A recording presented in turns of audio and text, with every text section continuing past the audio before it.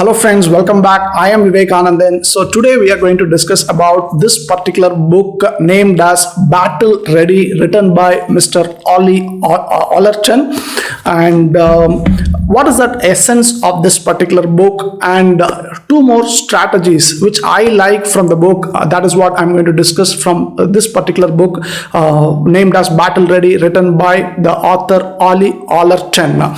So let's get into the video. And to start with, let's have a glance of what was the author doing in his life, in his career. So the author was actually working with the special forces.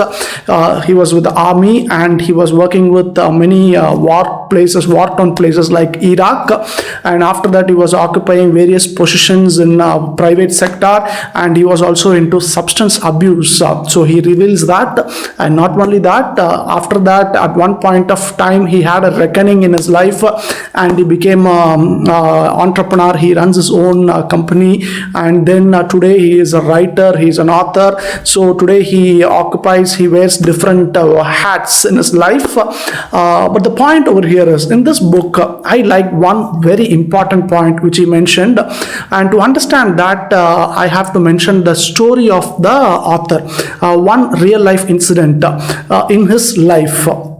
That particular incident, he right away starts the book with that particular incident, and the incident goes like this. The author, during his young days, maybe in his school days, what had happened is, he, along with his brother and his friend, they were walking into the town, and in one corner of the town they found a circus being laid out, the tents and everything being constructed, and they were actually hearing the trance of the elephants, trumpet of the elephant, and they were able to hear the trumpets of elephant and the smell of the food being cooked over the circus, and they were naturally glued towards the circus. And when they neared the circus, there was this welcoming man who asked them, "What do you want?" And these young children, they had actually told him that we want to get into the circus and have a glimpse of all the animals over there. And this man tell that, "Yeah, you can go inside, and just be careful, but do not be afraid, because all the animals are chained." So this gave them a lot of confidence and a happiness, and all three of them started moving into the circus. And the first one was an elephant tent. They were keenly observing the elephants, and when they started observing other animals, and while the author was glued to the process, he got separated from his brother and his friend, and he was all alone. And next destination was, he was observing the monkeys in the circus. And at one point of time, there was this little chimpanzee, and he was very much attracted towards a chimpanzee, and he was going very close to the chimpanzee. And the little chimpanzee also looked at the author, and it started giving its fruits, sharing its fruits and all. So the author went and sat near the chimpanzee, and he got the fruits and kept down over the sides, and he was observing that particular chimpanzee. At that point of time, he observed a big black figure moving. Only then he had observed that. And what was it? It was the mother chimpanzee, the mother of that small chimpanzee. And before he could recognize what was actually happening, the big chimpanzee, it actually it would have felt threatened, and it came running towards him, and it actually pounced on him, and it started attacking him. And in fact, the author refers like this: the chimpanzee was attacking me like anything that I was not able to move. Importantly, I was able to hear the breaking of my bones, crunching of the bones. And the author had actually thought that in a few minutes time I'm going to die. That was the thought process in his head. But at the same time, he also got another thought process, which is, am I going to die like this, or am I going to try and come out of this particular situation?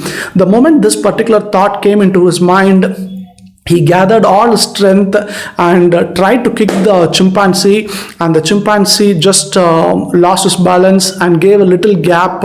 And meanwhile, what the author did was he tried to move away from the chimpanzee, crawling 2 feet, 3 feet, 4 feet like that, and the chimpanzee again regained its balance and came to attack the author.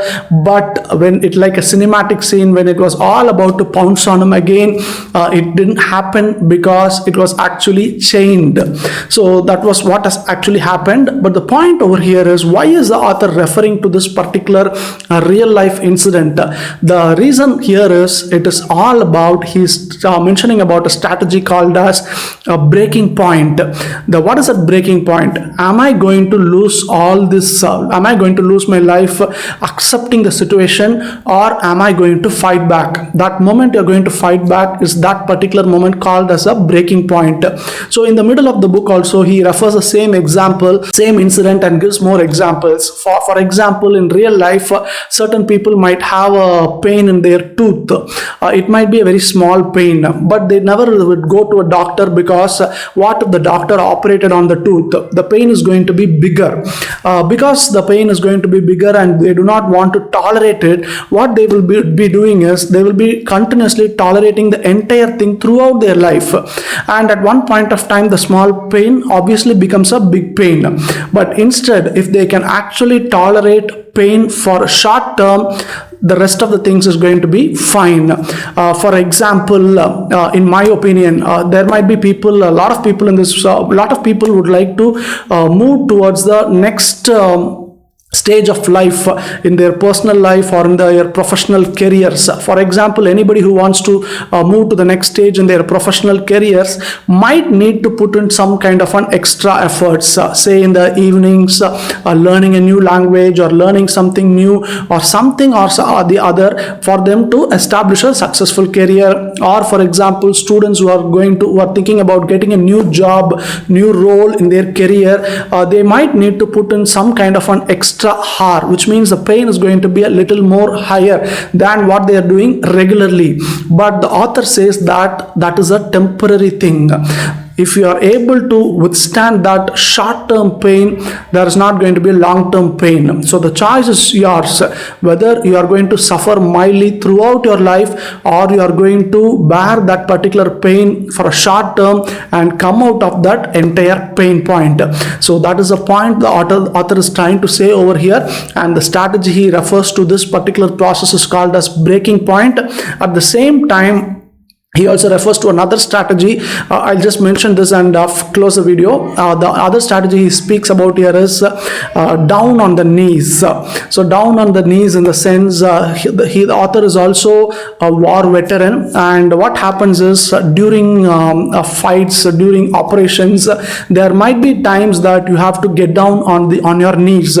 If you can do that, what happens is, the bullet which was aimed to your head misses the target and goes back. But if you are not down on the knees, we get attacked. But then what is the point is trying to say? When you are down on the knees, you become calm and you can actually start thinking. And when you start thinking, frame a proper plan for yourself and then execute. For example, if you want to run 20 miles, don't run all the 20 miles in one day. Nothing is going to happen. But if you can plan properly, say 1 mile on one day, 2 months down the line, how much miles, this many miles, and 3 months down the line, this many miles. If you can figure it out, come out with a proper plan, and most importantly, if you can execute it, then it becomes beautiful. So you need to find your breaking point at one point of time, and then be on your knees and frame a plan and execute that particular plan. So these are the very two important life strategies, which you can actually apply it in your personal life and in your professional careers. And that is what I wanted to share in today's video. So please mention your thoughts in the comment section. Thanks for watching this video. Have a good day.